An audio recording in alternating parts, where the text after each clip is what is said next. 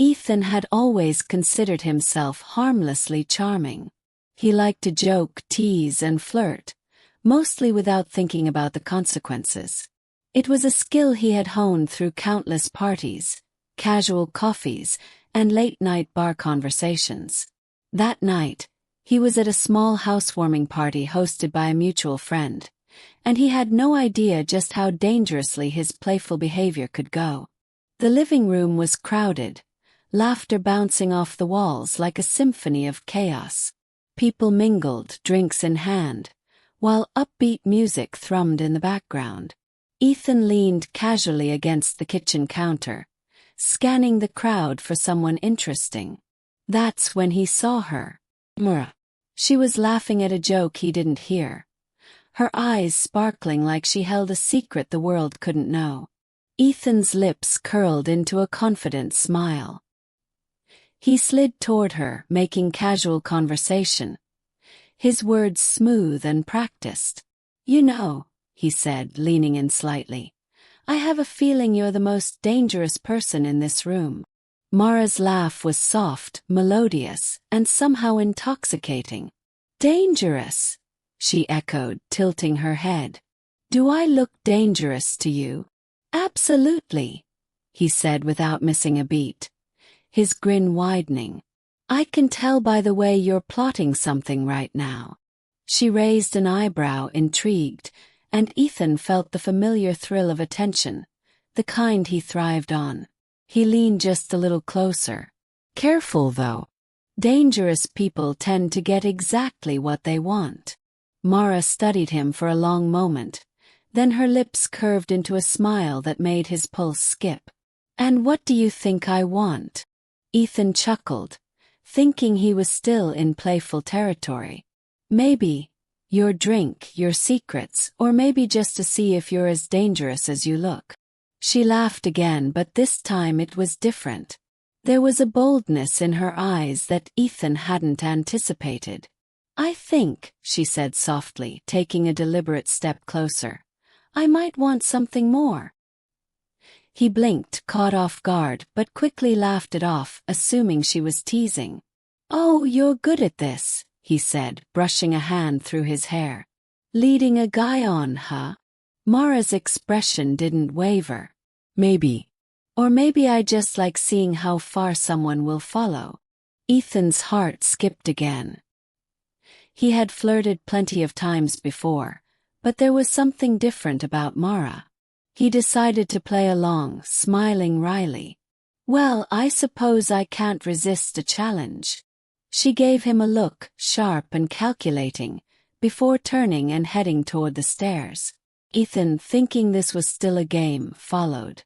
The party noise dimmed as they ascended, replaced by the soft creak of wooden steps and the faint scent of her perfume, a warm, intoxicating mix of vanilla and something he couldn't quite place. At the top, Mara stopped outside a closed door and turned to him, eyes glinting with a mixture of amusement and determination. "This is it," she said softly. "The challenge ends here." Ethan laughed nervously. "Wait, are you serious?" "I've never been more serious about anything," she said. Without giving him a chance to respond, she opened the door and stepped inside. The room was cozy, dimly lit by a single lamp that cast shadows across the walls. Bookshelves lined one side, and a small, unmade bed sat against the other. Ethan froze, suddenly realizing he might have misread the situation entirely. This wasn't playful flirting anymore. It was something else entirely. He cleared his throat. Mara, maybe we should." But she didn't let him finish. She stepped closer, her hand brushing lightly against his arm. "Shoo," she whispered, her voice low and intimate. "Stop thinking. Just feel." Ethan's mind raced, part of him screaming caution, the other part caught in the magnetic pull of her presence. He had always been confident, always in control, but Mara was different. She had an energy that made him forget all the rules he thought he knew.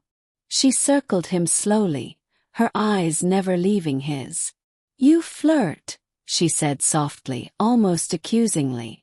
But do you ever take it seriously? Ethan swallowed hard. I thought I did, he admitted, his voice quieter than he intended. Mara's laugh was low, amused, but not unkind. No, she said. You don't. But I do. The words hit him harder than he expected.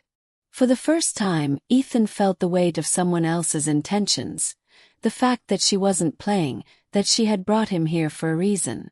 I didn't mean to, he started, but she placed a finger over his lips, silencing him. Then don't, she said simply. Just stay. Just be here with me. Ethan hesitated, his mind spinning, but he felt an undeniable pull toward her. He stepped closer, closing the space between them, and for a moment the world outside that room, the party, the music, the laughter, disappeared. It was just the two of them, suspended in a quiet tension that felt electric. Mara smiled, a soft, triumphant smile, and took his hand, guiding him toward the bed. See. Sometimes you just have to let someone take the lead. Ethan exhaled, a mix of relief and exhilaration flooding through him. I guess. I'm glad you did, he said honestly. She leaned in, her forehead resting lightly against his. Me too, she whispered. And in that moment, all the flirting, the teasing, the games, they didn't matter anymore. What mattered was the connection, the undeniable spark between them that neither of them could ignore. Hours later, Ethan left her room with a sense of awe he hadn't expected. The playful charm he had always relied on seemed almost trivial now. Mara had shown him that sometimes flirting could be more than just a game. It could be the beginning of something real if he was willing to take it seriously. And for the first time, he understood that some challenges weren't meant to be played lightly. Some connections demanded honesty, vulnerability, and a willingness to follow, even when the path was unexpected. Ethan knew one thing for certain. He wouldn't be underestimating Mara again. Ethan froze for a moment, suddenly realizing the game had changed. Mara wasn't teasing anymore, she was serious. Her eyes, intense and unwavering, held him in place. I've never played this lightly, she said softly. I mean every word. His heart raced. He had always been in control, always the one leading the flirtation, but now he felt something unfamiliar, a mix of anticipation and vulnerability. I didn't expect this, he admitted, his voice barely above a whisper. She smiled, a slow, triumphant curve of her lips.